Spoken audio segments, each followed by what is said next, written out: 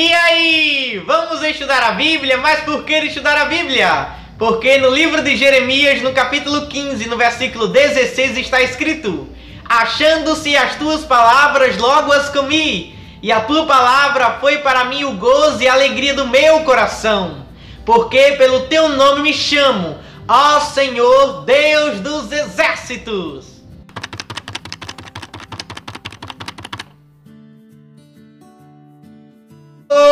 Olá!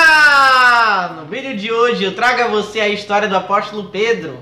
E Pedro é um dos principais personagens do Novo Testamento.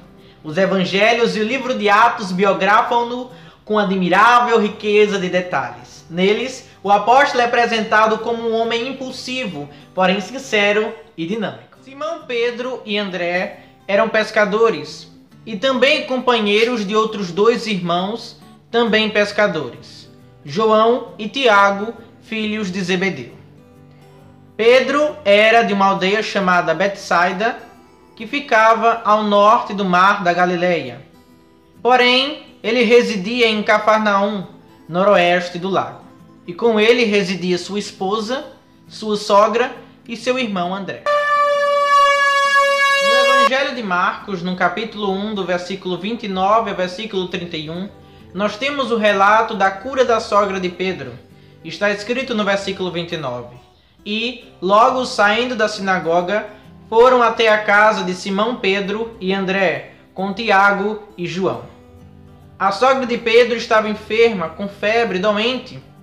E, quando Cristo chegou na casa dela, logo lhe disseram que ela estava enferma. Então Cristo toma-a pela mão e a levanta, e ela torna-se curada. Certa vez, João Batista estava acompanhado de dois dos seus discípulos e, vendo passar a Jesus Cristo, exclamou: eis aí o Cordeiro de Deus.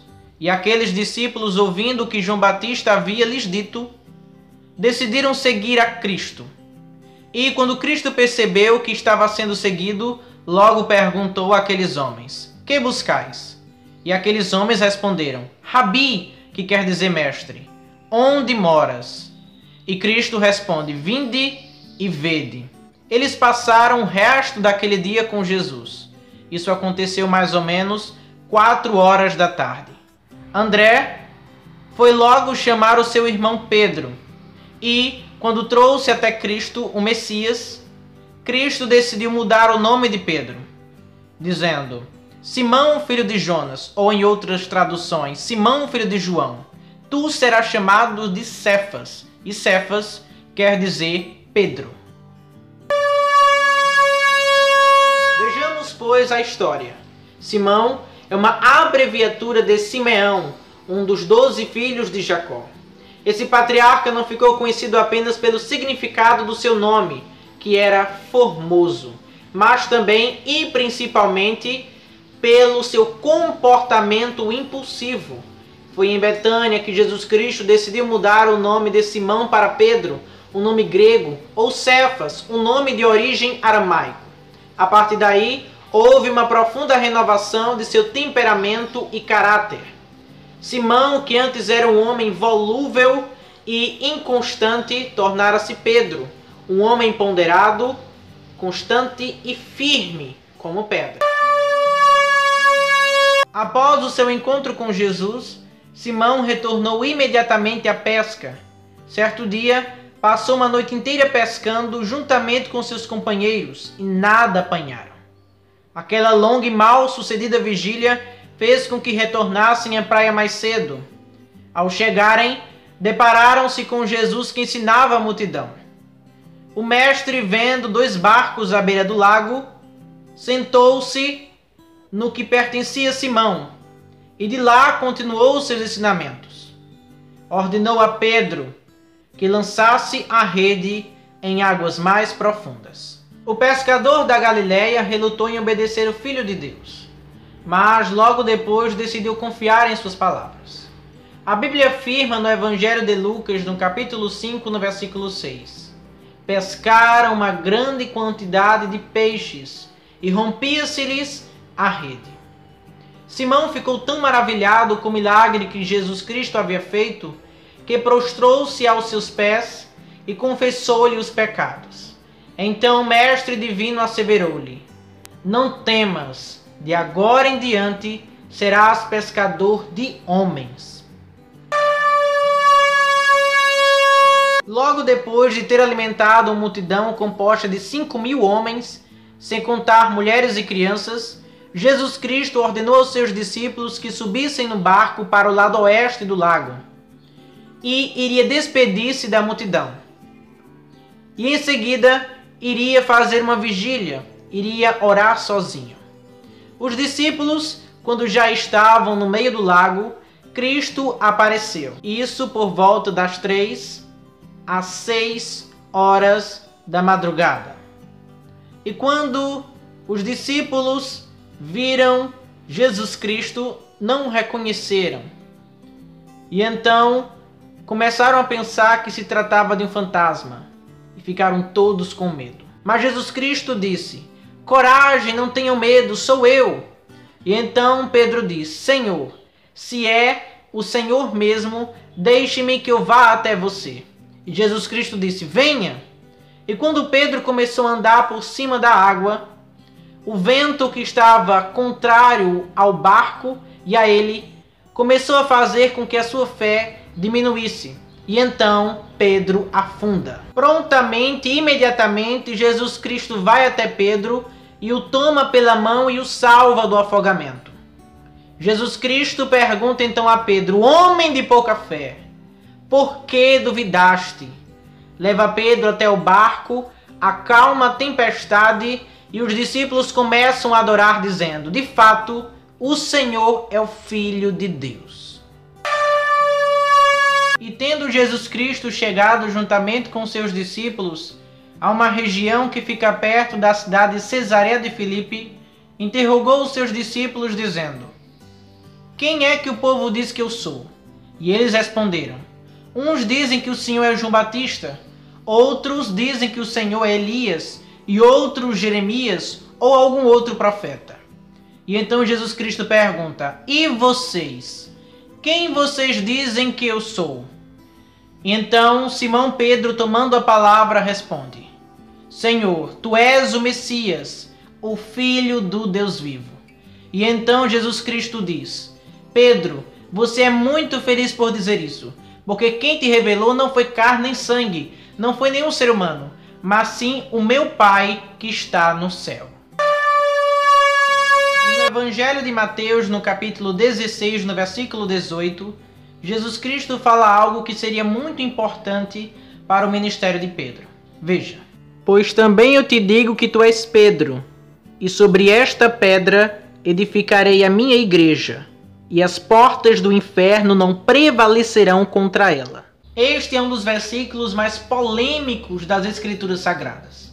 Para podermos compreender toda e qualquer passagem da Bíblia, devemos fazer comparação com outras passagens, com outras referências.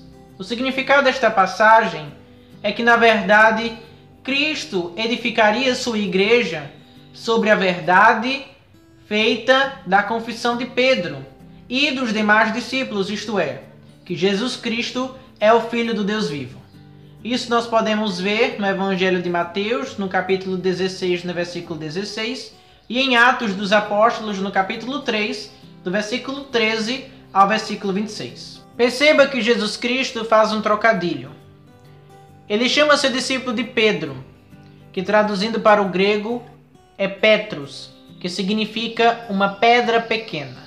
A seguir ele diz: sobre esta pedra, que traduzindo para o grego é Petra, que significa uma grande rocha maciça ou rochedo, edificarei a minha igreja. Isto é, sobre a confissão feita por Pedro. Então fica aquela dúvida: quem é a pedra dita por Jesus? É simples. A pedra dita por Jesus é Ele mesmo. Isto é, o único e grande alicerce da igreja. Recorramos, pois, às Sagradas Escrituras, na primeira carta do apóstolo Paulo aos Coríntios, no capítulo 3, verso 11. Veja o que ele diz: porque ninguém pode pôr outro fundamento além do que já está posto, o qual é Jesus Cristo. Não só Paulo, mas como também Pedro afirma que Jesus Cristo é a pedra viva, eleita e preciosa, a pedra que os edificadores reprovaram. E chegando-vos para ele, a pedra viva, reprovada, na verdade, pelos homens, mas para com Deus, eleita e preciosa. Pelo que também na Escritura se contém: eis que ponho em Sião a pedra principal da esquina, eleita e preciosa, e quem nela crer não será confundido. E assim para vós, os que credes, é preciosa. Mas para os rebeldes, a pedra que os edificadores reprovaram, essa foi a principal da esquina. Agora vamos para a declaração de Lucas, o médico amado, em Atos dos Apóstolos, no capítulo 4, no versículo 11. Ele é a pedra que foi rejeitada por vós, os edificadores, a qual foi posta por cabeça de esquina. Então Pedro e os demais discípulos são as pedras vivas, como parte da estrutura da casa espiritual, ou seja, a igreja que Deus está edificando. Veja 1 Pedro capítulo 2, versículo 5. Vós também, como pedras vivas, sois edificados casa espiritual e sacerdócio santo, para oferecer de sacrifícios espirituais agradáveis a Deus, por Jesus Cristo. Em nenhum lugar das Sagradas Escrituras, Pedro é colocado como autoridade suprema e infalível sobre os demais discípulos. Em Atos dos Apóstolos, no capítulo 15, nós vemos que alguns homens que foram da região da Judéia para a cidade de Antioquia começaram a pregar dizendo que, para que a pessoa fosse salvo, era necessário ser circuncidado e que obedecesse à lei de Moisés. Circuncisão ou circuncidar é uma cerimônia religiosa em que é cortada a pele que cobre a ponta do órgão sexual masculino, chamada de prepúcio. Então, Paulo e Barnabé tiveram discussão muito forte com esses que pregavam sobre isso.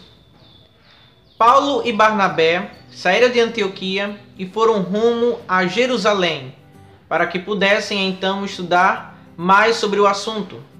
E foram estudar com os apóstolos e os presbíteros da igreja.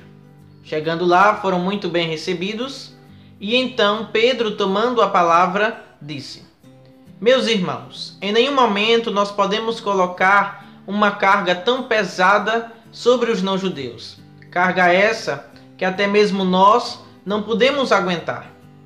E então, Pedro coloca em sua palavra, em sua explicação, que para que a pessoa fosse salvo, não era necessário a pessoa observar a lei de Moisés e ser circuncidado. Além de Pedro, também tomou a palavra Tiago, que era um dos líderes da igreja, alicerçando ainda mais a explicação de Pedro. A essência dessa conferência em Jerusalém era estudar sobre o assunto de que era realmente necessário a pessoa observar a lei de Moisés e fazer a circuncisão para então ser salvo. Os representantes daquela reunião chegaram à conclusão de que, para que a pessoa seja salvo, é necessário receber a graça de nosso Senhor e Salvador Jesus Cristo. E nós recebemos essa graça a partir do momento que nos arrependemos, cremos em Cristo. Essa graça de Deus faz com que nós sejamos capacitados a recebermos o poder de nos tornarmos filhos do Pai. Indo agora para a carta de Paulo aos Gálatas, no capítulo 2, a partir do versículo 11, nós vemos que Pedro vai estar comendo juntamente com os gentios sua refeição. De repente chega pessoas da igreja de Jerusalém que eram judeus, mas que acabaram se rendendo aos pés de Cristo. E eles pregavam e acreditavam que, mesmo depois da nova aliança, era necessário que a pessoa observasse a lei de Moisés e também fosse circuncidado. Como os gentios não faziam restrições alimentares como os judeus faziam e também não eram circuncidados, os judeus cristãos segregavam esses gentios.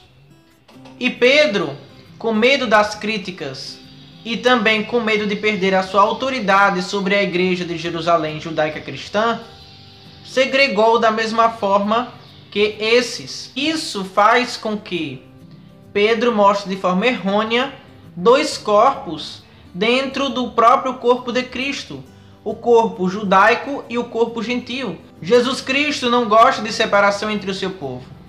Jesus Cristo gosta de união entre o seu povo. Devemos ser cada vez mais unidos e não podemos e não devemos segregar ninguém. Paulo, aborrecido com Pedro, decide repreendê-lo, dando uma grande bronca nele. Essa passagem nos mostra que qualquer pastor ou outro obreiro que haja com hipocrisia e erro deve ser confrontado e repreendido sem favoritismo, uma vez que Deus não tem favoritismo por ninguém. Nós vemos isso na própria carta de Paulo aos Gálatas, no capítulo 2, no versículo 6, e também no primeiro livro de Samuel, no capítulo 16, no versículo 7. Por isso mesmo, Pedro age com humildade e aceita aquela repreensão. Até mesmo Pedro, que foi um homem extremamente usado por Deus, necessitou-se de uma repreensão corretiva. E Pedro, posteriormente, coloca na segunda carta sua, no capítulo 3, no versículo 15, vemos que ele coloca nosso amado irmão Paulo. Então Pedro não agiu de modo algum com raiva. Então, em nenhum momento das Sagradas Escrituras, Pedro é colocado como a autoridade suprema e infalível sobre os demais discípulos, como eu já havia falado, e que haveria de ter sucessores infalíveis, representantes de Cristo e cabeças da igreja. Tais ideias, na verdade, são injunções do homem e não da Bíblia Sagrada. Vejamos agora o que está escrito no Evangelho de Mateus, no capítulo 16, no versículo 19. E eu te darei as chaves do reino dos céus, e tudo o que ligares na terra será ligado nos céus, e tudo o que desligares na terra será desligado nos céus. As chaves mencionadas na passagem representam a autoridade que Deus delegou a Pedro e à igreja. Tais chaves são usadas para repreender o pecado e levar a efeito a disciplina eclesiástica, orar de modo eficaz em prol da causa de Deus na terra, dominar as forças demoníacas e libertar os cativos, como também anunciar a culpa do pecado, o padrão divino da justiça e o juízo vindouro. E, além disso, a proclamação da salvação e o perdão para todos quantos se prontificarem ao arrependimento e crer em Cristo. O texto no Evangelho de Mateus, no capítulo 16, fala ainda que Cristo começa a mostrar aos seus discípulos que haveria de padecer por muitos, morrer e ressuscitar ao terceiro dia. E Pedro, tomando-o de parte, disse: Senhor, tem compaixão de ti, de modo nenhum te acontecerá isso. E Jesus Cristo, voltando-se para Pedro, disse: Afasta-te de mim, Satanás, que me serves de escândalo, porque não compreende as coisas que são de Deus, mas somente as coisas que são dos homens. Ao longo do ministério de Cristo, muitos o abandonaram por acharem que eram duros os sermões que Cristo fazia, que seus ensinamentos eram difíceis para ser compreendidos. E então Jesus Cristo, dirigindo-se aos 12, perguntou: Quereis vós também retirar-vos? E Simão Pedro, respondendo, disse: Senhor, a quem é que nós vamos seguir? O Senhor é o Cristo, Filho do Deus vivo, a quem nós temos crido. Faça da mesma forma que Pedro. Por mais que hajam pessoas no mundo querendo abandonar a Cristo, jamais abandone ao Senhor e Salvador da sua vida, pois Ele jamais vai te abandonar. Agora, no Evangelho de Mateus, no capítulo 17, nós vemos a transfiguração de Jesus Cristo.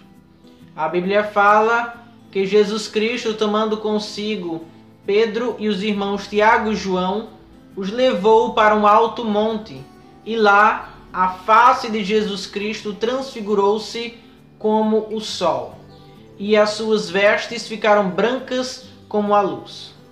E de repente apareceu aos 3 discípulos Moisés e Elias, que conversavam com Jesus Cristo. E naquele mesmo momento, cobre Jesus Cristo, Moisés e Elias uma nuvem luminosa, e dela saiu uma voz que dizia: Este é meu filho a quem me comprazo, escutai-o. E os discípulos ficaram com tanto medo que se ajoelharam e encostaram seus rostos no chão. Jesus Cristo vem até eles e os toca. Cristo também apresenta a sua glória nos dias de hoje. Esteja pronto para ver a glória de Deus. Antes de sua crucificação, Cristo diz aos seus discípulos que seria abandonado por todos eles. Porquanto está escrito: ferirei o pastor e as ovelhas do seu rebanho se dispersarão. E Pedro, respondendo, disse-lhe: Senhor, jamais isso te acontecerá, jamais eu me escandalizarei em ti, jamais eu te abandonarei. E então Cristo responde: Pois saiba, Pedro, que eu afirmo que você me negará antes que o galo cante 3 vezes. E o teimoso Pedro mais uma vez diz: Senhor, jamais isso acontecerá. Se for preciso, eu morro com o Senhor. Mas infelizmente isso não acontece. Jesus Cristo levou os 3 discípulos, Pedro, Tiago e João, a um lugar chamado Getsêmani. Neste lugar, Jesus Cristo iria orar ao Pai, dizendo: Pai, afasta de mim este cálice sem que eu o beba, porém que todavia seja feita a tua vontade e não a minha. E todas as vezes que Jesus Cristo fazia essa petição, e ele fez 3 vezes, nas 3 vezes quando voltava-se para os seus discípulos, via eles dormindo. Na primeira vez, disse: Pedro, você não consegue vigiar comigo pelo menos por 1 hora? E ocorre então aquela famosa frase, aquela famosa passagem de Cristo, que diz: Vigiai e orai para que não entreis em tentação. Na verdade, o espírito está pronto, mas a carne é fraca. E na terceira e última vez que Jesus Cristo ora, quando ele volta, ele diz: Levantai-vos, partamos, porque é chegada a hora em que o Filho do Homem vai ser entregue. Eis que é chegado o que me trai. Quando Cristo estava sendo preso, Pedro tirou da bainha uma espada e cortou a orelha de um servo do grande sacerdote chamado Malco. Isso já era de se esperar, porque Pedro tinha um temperamento muito forte. Finalmente, a profecia de Jesus Cristo se cumpre na vida de Pedro, pois Pedro o nega. Pedro foi à casa de Caifás, sentado ao pátio, fora reconhecido por uma criada. Pedro, porém, negou a Jesus. Isso se repetiria por mais 2 vezes seguidas. E então, quando o apóstolo percebe que a profecia havia se cumprido, chora arrependido amargamente. Depois de haver a crucificação de Cristo e as 10 fases que antecederam a sua morte, Maria Madalena vai então ao sepulcro de Cristo e percebe que a pedra havia sido removida daquele lugar e que o corpo de Cristo já não mais residia ali. Então ela conta todo o acontecido a Pedro, e Pedro vai pressurosamente com outro discípulo até o sepulcro de Cristo e percebe que o corpo de Cristo já não estava mais ali.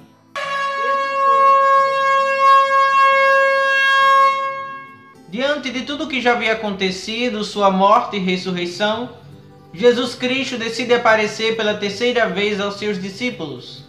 Mas antes de aparecer, Pedro disse a alguns dos discípulos de Cristo: Eu vou pescar. E eles também disseram: Nós vamos pescar também. E foram todos juntos a fim de pescar. A Bíblia fala que eles ficaram a noite inteira tentando apanhar peixes, porém nada conseguiram. E então, quando o dia já estava começando a clarear, Cristo aparece aos discípulos e diz: Lancem a rede na direita do barco. E eles lançaram a rede e vieram muitos peixes. vieram cerca de 153 grandes peixes. Eram muitos peixes e eram grandes, mas mesmo assim a rede não se rebentou. E quando o discípulo a quem Jesus amava percebeu que se tratava de Jesus Cristo, disse logo a Pedro: "Olhe, Pedro, é o Senhor Jesus." E então Pedro cingiu-se com a túnica, porque estava nu. Nessa passagem nós vemos a expressão "estava nu". Na verdade significa que Pedro estava com roupas externas. Ele estava com uma espécie de tanga ou uma túnica leve, sem mangas. E então ele lança-se ao mar. Como os discípulos estavam uns 100 metros perto da praia, decidiram ir até a praia. E quando lá chegaram, viram brasas e um peixe e pão. E então Cristo disse: "Venham logo jantar."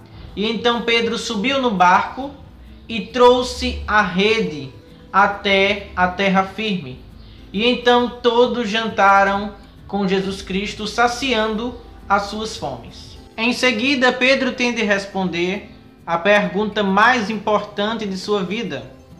Quando Jesus Cristo o pergunta: "Pedro, tu me amas?" E ele responde: "Sim, Senhor, tu sabes que eu te amo." E então Jesus Cristo diz: "Apacenta as minhas ovelhas." Isso se repete por mais 2 vezes, totalizando cerca de 3 vezes que Jesus Cristo pergunta e Pedro responde. Esta foi a pergunta mais importante que Pedro já teve de responder: se realmente o seu amor era devotado ao Senhor. Aqui a palavra amor traduz-se em 2 palavras em grego: agapao, que significa um amor inteligente e comprometido, e, sobretudo, da mente e da vontade. A segunda palavra é filéu, que envolve a afeição natural e calorosa das emoções, e, portanto, um amor mais afetivo e pessoal. Com o emprego dessas 2 palavras, Cristo indica que o amor não deve vir apenas da vontade, da determinação, mas deve vir também do coração, do afeto pessoal com Ele. E esta mesma pergunta Ele faz a todos nós. E nós devemos ter uma resposta unânime, que amamos a Ele com todo o nosso ser, com todo o nosso entendimento, com tudo o que nós temos. Que Cristo venha ser sempre a primazia de nossos corações. Façamos igual ao apóstolo Paulo, que disse: "Quer comais, quer bebais, façais tudo para a glória de Deus." Vejamos, pois, agora o que está escrito no Evangelho de João. Lá nos revelará como será a morte de Pedro. Leiamos. Na verdade te digo que, quando eras mais moço, te cingias a ti mesmo e andavas por onde querias. Mas, quando já fores velho, estenderás as mãos, e outro te cingirá e te levará para onde tu não queiras. Estas palavras referem-se ao tipo de morte que Pedro glorificaria a Deus. Segundo a tradição, Pedro foi crucificado em Roma por volta de 67 a 68 depois de Cristo, no reinado de Nero. E, a próprio pedido seu, ele foi crucificado com a cabeça voltada para baixo, pois dizia ser ele indigno de morrer da mesma forma que seu Senhor e Salvador Jesus Cristo morrera. Em uma certa reunião com cerca de 120 pessoas, seguidores de Jesus, Pedro se levantou e falou sobre Judas, acerca de sua traição e também de que uma outra pessoa deveria ficar no lugar dele como apóstolo. E foi colocado 2 nomes: José, chamado Barsabás, por sobrenome de o Justo, e Matias. Em seguida oraram e fizeram um sorteio, e o nome sorteado foi o de Matias. Matias então integrava-se ao grupo dos 11 apóstolos. O primeiro sermão de Pedro fora feito cerca de 50 dias após a ressurreição de Cristo, ocasião em que também foi batizado no Santo Espírito do Senhor no dia de Pentecostes. Pedro, que outrora negara o Senhor Jesus Cristo, na presença de simples serviçais, agora confessa-o na presença de grandes autoridades. Nesta mesma feita, ocorre a conversão de quase 3.000 almas. E então Pedro ensina a eles condições prévias para o recebimento do dom do Espírito Santo. Vejamos, pois, esta passagem e em seguida vamos estudá-la. E disse-lhes Pedro: arrependei-vos, e cada um de vós seja batizado em nome de Jesus Cristo para perdão dos pecados, e recebereis o dom do Espírito Santo. O arrependimento, perdão dos pecados e batismo em água são condições prévias para o recebimento do dom do Espírito Santo. Mesmo assim, nós não devemos colocar em nossas mentes que a pessoa só vai receber a plenitude do Espírito Santo uma vez que for batizada nas águas. Da mesma forma que o batismo no Espírito não é uma consequência automática do batismo em água. Na situação em apreço, Pedro exigiu batismo em água antes do recebimento da promessa, porque os seus ouvintes eram judeus. Então, o batismo era a decisão de qualquer conversão a Jesus Cristo. Porém, nós podemos observar nas situações registradas em Atos, no capítulo 9, no versículo 17 e 18, refiro-me ao apóstolo Paulo, e Atos capítulo 10, do versículo 44 ao versículo 48, e agora referindo aos da casa de Cornélio, que o batismo em água não veio antes do batismo no Espírito Santo. Cada crente, depois de se arrepender dos seus pecados e de aceitar Jesus Cristo como seu Senhor e Salvador pessoal, pode e deve sim receber o batismo no Espírito. Vemos no livro de Atos sendo algo conscientemente desejado, buscado e recebido. Há, porém, uma única exceção, que é no caso de Cornélio, no Novo Testamento. Daí o batismo no Espírito não ser algo concedido automaticamente ao crente em Cristo. Certo dia de tarde, Pedro e João foram ao templo para ali fazer então a oração das 3 da tarde. Quando eles estavam indo para o pátio do templo, perto do portão formoso, havia um homem que sempre ficava ali para pedir esmolas, uma vez que era coxo. E então pediu esmolas a Pedro e João. E Pedro disse: eu não tenho dinheiro aqui comigo, mas o que eu tenho lhe dou.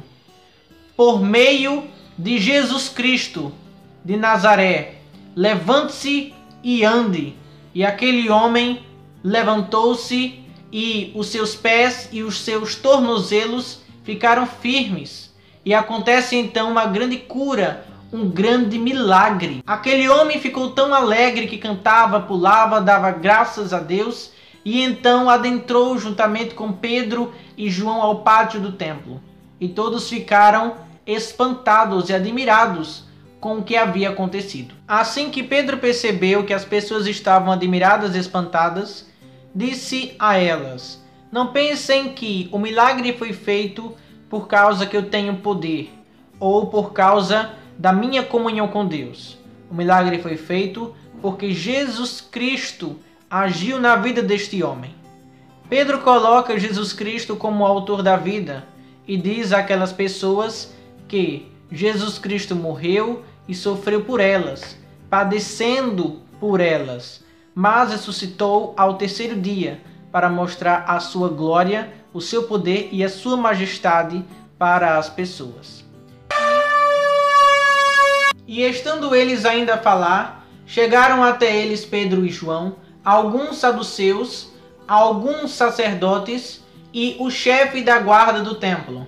Eles estavam muito aborrecidos, porque Pedro e João estavam ensinando que Jesus Cristo, que havia morrido, ao 3º dia havia ressuscitado. Isto provava que os mortos podem ressuscitar. E então eles colocaram Pedro e João na prisão, e eles ficaram até o dia seguinte. As autoridades eclesiásticas fizeram uma interrogação a Pedro e João com a seguinte indagação: em nome de quem e com que poder vocês fizeram isso? E Pedro, cheio do Santo Espírito do Senhor, começa a falar que fez tudo aquilo por meio de Jesus Cristo. Jesus Cristo que havia sido crucificado por eles, mas que ao terceiro dia foi ressuscitado. E então, como eles tinham tanta coragem, Pedro e João, aqueles membros do Conselho Superior ficaram admirados, porque eles eram indoutos e iletrados, simples e sem instrução, mas mesmo assim tinham uma coragem grandiosa. E isso tudo foi a profecia de Jesus Cristo sendo cumprida, os ensinamentos de Jesus Cristo sendo colocados e praticados na vida dos apóstolos, quando Cristo disse: quando vocês forem falar, não fiquem preocupados com o que há vez de falar, com o que há vez de dizer. E então aqueles apóstolos foram ordenados a sair da sala do conselho, porque eles não poderiam mentir, uma vez que o homem que havia sido curado estava ali juntamente com os apóstolos. Então os membros do Conselho Superior não poderiam mentir acerca do milagre acontecido. E então eles discutiram sobre o assunto e chegaram à conclusão de que deveriam ordenar que Pedro e João nunca mais ensinassem a respeito de Jesus Cristo. E então Pedro e João indagam aos membros do conselho: julguem a nós mesmos, nós devemos seguir a palavra do homem ou a palavra de Deus? E então eles ameaçaram com mais dureza ainda a Pedro e a João, uma vez que o povo todo louvava a Deus pelo milagre acontecido. E só uma curiosidade: o homem que havia recebido o milagre tinha mais de 40 anos de idade. Quando Pedro e João foram soltos, voltaram logo para o seu grupo e falaram a eles o que os chefes dos sacerdotes e os líderes do povo haviam lhes dito.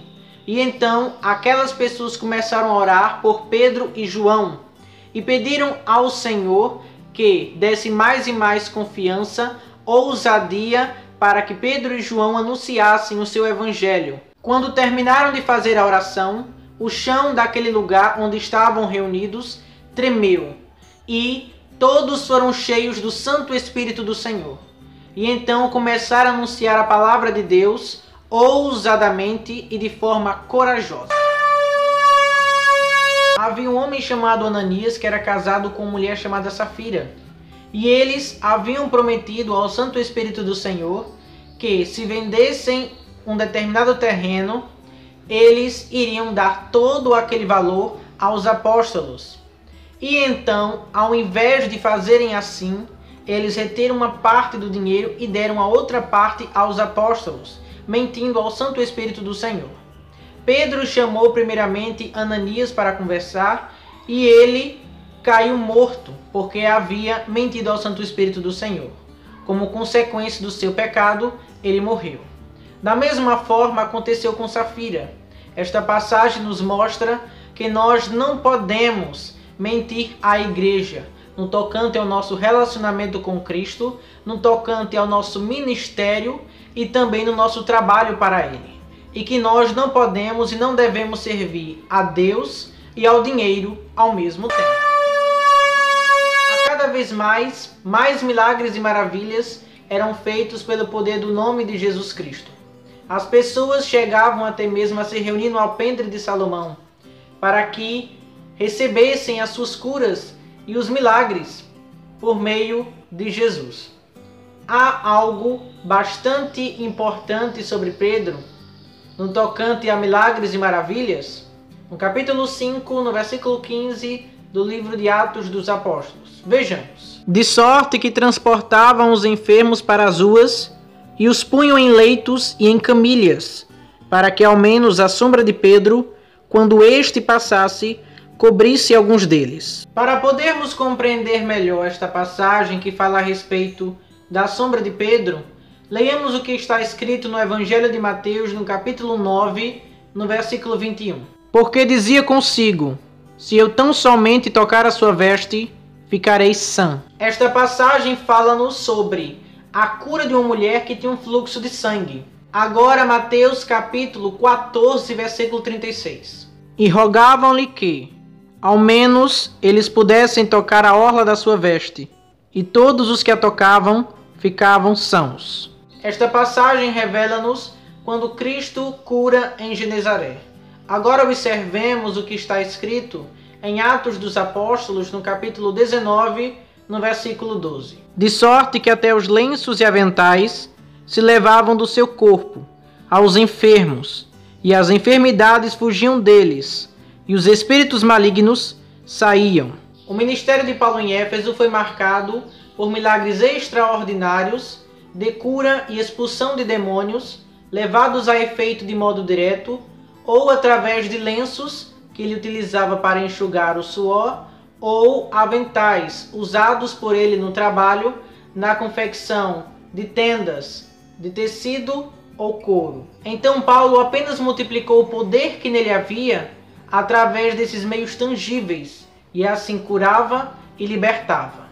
Tanto Pedro como Paulo podem ser explicados através de João capítulo 14, versículo 12. Na verdade vos digo que aquele que crê em mim também fará as obras que eu faço, e as fará maiores do que estas, porque eu vou para meu Pai. Então o desejo de Cristo é que os seus seguidores façam as mesmas obras que ele fazia, e também obras maiores das que ele fazia, para que assim mais almas venham ser ganhas para o reino de Deus. Os apóstolos que estavam em Jerusalém souberam que o povo de Samaria havia também recebido a palavra de Deus, e então decidiu mandar para lá Pedro e João. Quando Pedro e João chegaram lá, oraram para que o povo de lá recebesse o Espírito Santo.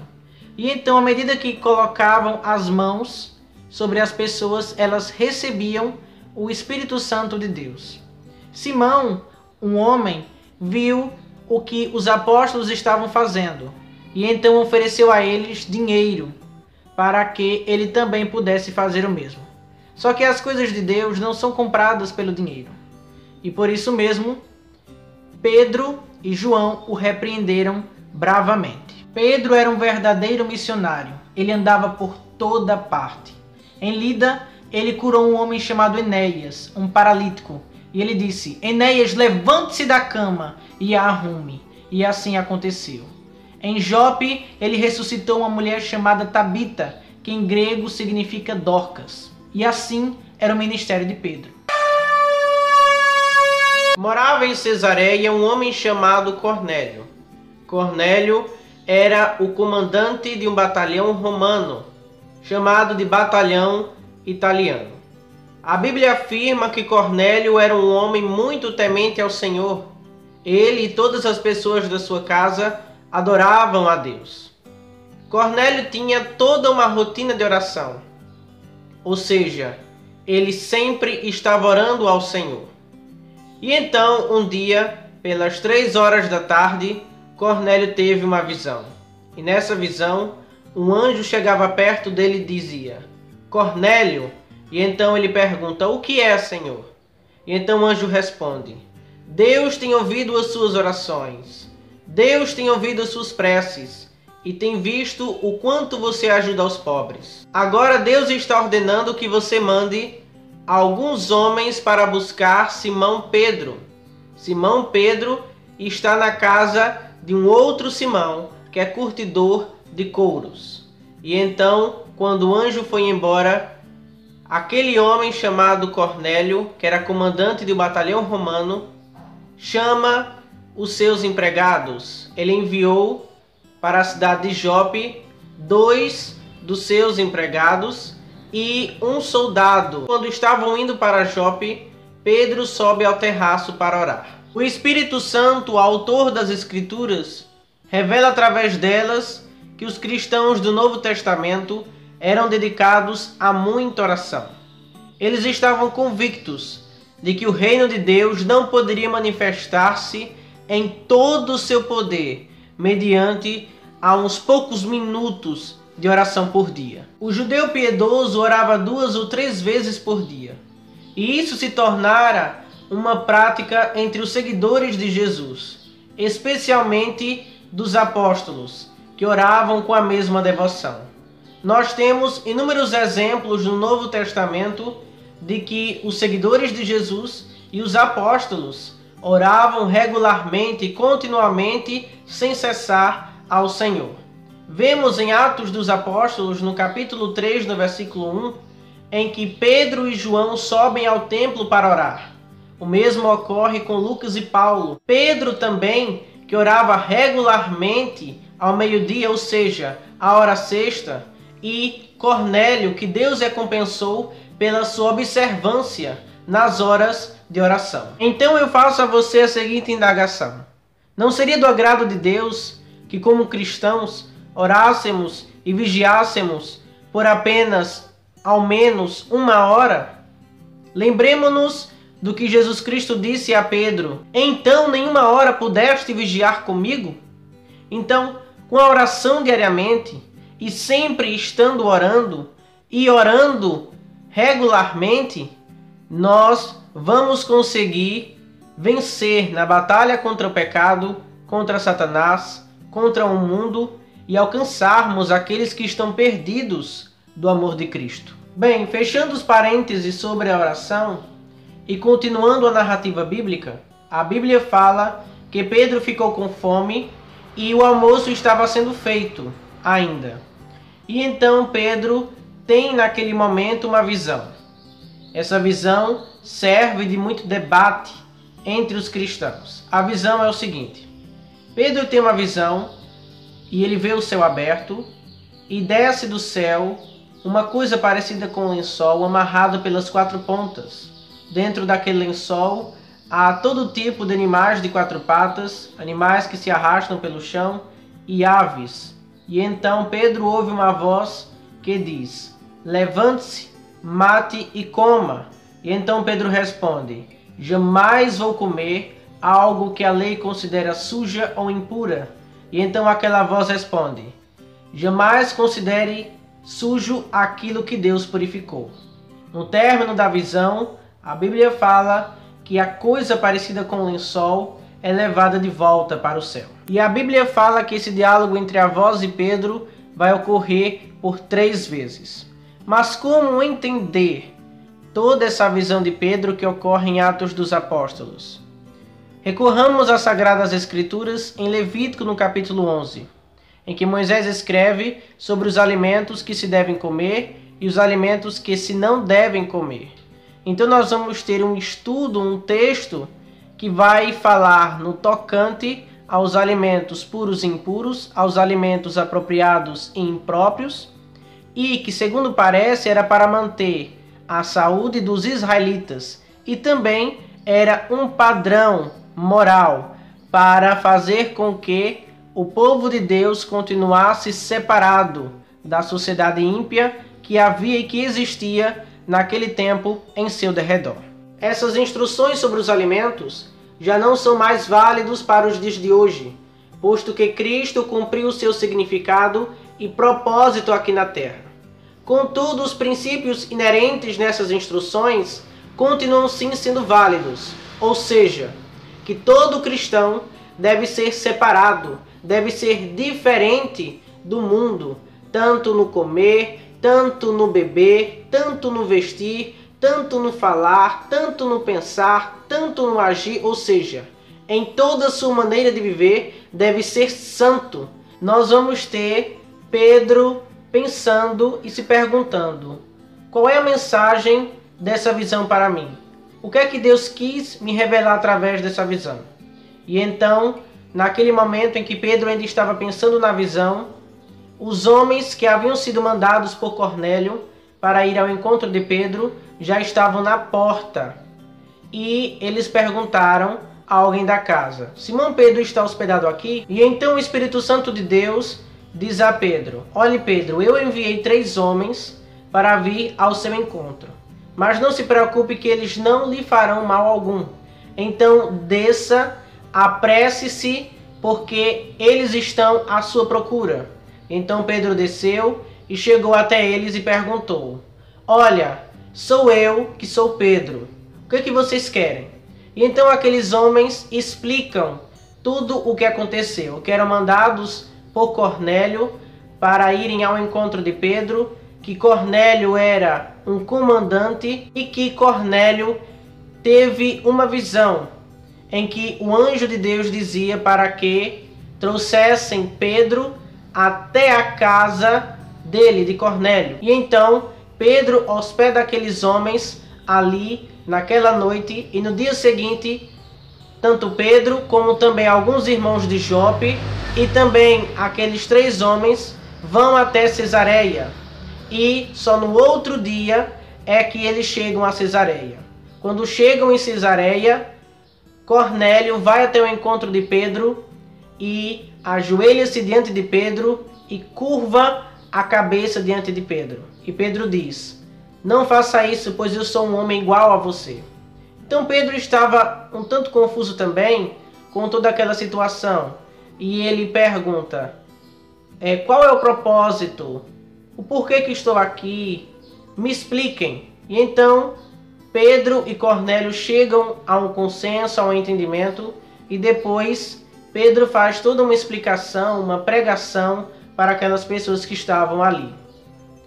Pedro explica sobre o ministério de Cristo, sua vida, morte e ressurreição, fazendo então todo um resumo.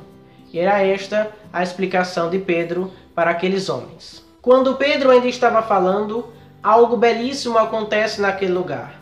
Aquelas pessoas são batizadas no Espírito Santo, e o sinal convincente do batismo é falado, o falar em línguas estranhas. Posteriormente, aquelas pessoas serão batizadas em água. Isso tudo evidencia que a presença do Espírito Santo era notória naquele lugar. Quando Pedro chegou a Jerusalém, aqueles que queriam que os não-judeus fossem circuncidados começaram a criticá-lo, dizendo: você ficou hospedado na casa de homens que não são circuncidados, e até mesmo tomou refeições com eles. E então Pedro dá todo um relatório do que havia acontecido. E aqueles homens, sem ter o que dizer, louvaram a Deus e chegaram à conclusão de que todos, mediante ao arrependimento, podem ganhar a vida eterna e, consequentemente, a salvação. Infelizmente, nessa vida, nem tudo pode ser um mar de rosas. E então começam mais perseguições ao povo de Deus. Herodes mandou matar à espada Tiago, irmão de João. Mandou prender Pedro. E Pedro foi colocado em cadeia, posto em cadeia, e Herodes colocou 4 grupos de soldados para que vigiassem Pedro. Cada grupo contendo 4 soldados. Perceba que Herodes tinha toda uma preocupação de que Pedro fosse solto. Ele não apenas colocou 1, 2 ou 3 soldados, ele colocou 16. Porque, de uma maneira ou outra, Herodes temia que alguém livrasse Pedro da prisão. E este seria Deus. Herodes queria apresentar Pedro depois do dia da Páscoa.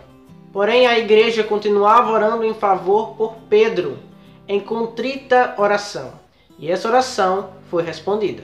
Na noite antes em que Pedro seria apresentado ao povo, Pedro estava dormindo, acorrentado por 2 correntes, e entre Pedro estava 2 soldados, e havia também mais guardas, mais soldados que estavam no portão da cadeia. De repente apareceu um anjo do Senhor, e uma luz brilhou dentro da cela.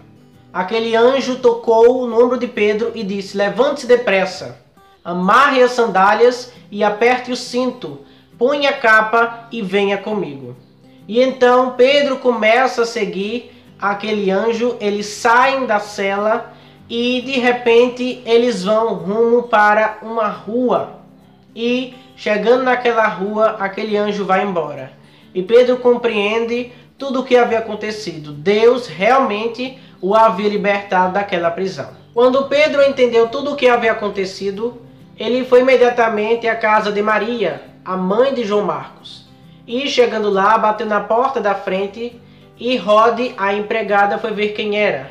E ficou tão contente que não atendeu a Pedro, não abriu a porta para Pedro. Ela foi imediatamente contar àquelas pessoas que estavam ali reunidas em oração que Pedro estava ali na porta. Aquelas pessoas pensaram que ela estava maluca. E depois de ela ter insistido tanto, então chegaram à conclusão: deve ser um anjo dele. mas finalmente foram abrir a porta e viram que se tratava realmente de Pedro. E então Pedro faz um sinal com a mão para que ficassem quietos e explica a todos eles como Deus o havia livrado da prisão. Pedro pede para que aqueles irmãos contem tudo o que havia acontecido a Tiago e aos outros demais irmãos em Cristo. Em seguida sai dali e vai para outro lugar. Quando o dia amanhece, ocorre um grande alvoroço entre os soldados de Herodes, pois eles não sabiam o que havia acontecido. Em seguida, Herodes ordena para que todos eles vá procurar a Pedro, porém eles não o acham. Em seguida, infelizmente, Herodes manda matá-los. Herodes saiu da região da Judeia e foi ficar um tempo na cidade de Cesareia. E para terminarmos nosso vídeo com chave de ouro, é interessante que você aprenda e entenda a primeira e a segunda carta escritas por Pedro. Na primeira carta de Pedro, essa carta foi escrita para levar força e conforto aos cristãos que estavam sendo perseguidos por causa de sua fé. Já a segunda carta de Pedro, essa carta que apresenta algumas semelhanças com a carta de Judas, adverte os crentes a respeito e sobre os mestres falsos que tentarão afastá-los da verdade. O autor, Pedro, encoraja os crentes a se manterem puros e leais a Deus, porque o Senhor um dia retornará para julgar o mundo. Que Deus te abençoe, que Deus te proteja e no próximo vídeo eu trago a você a história de Estevão, o mártir cristão. Tchau!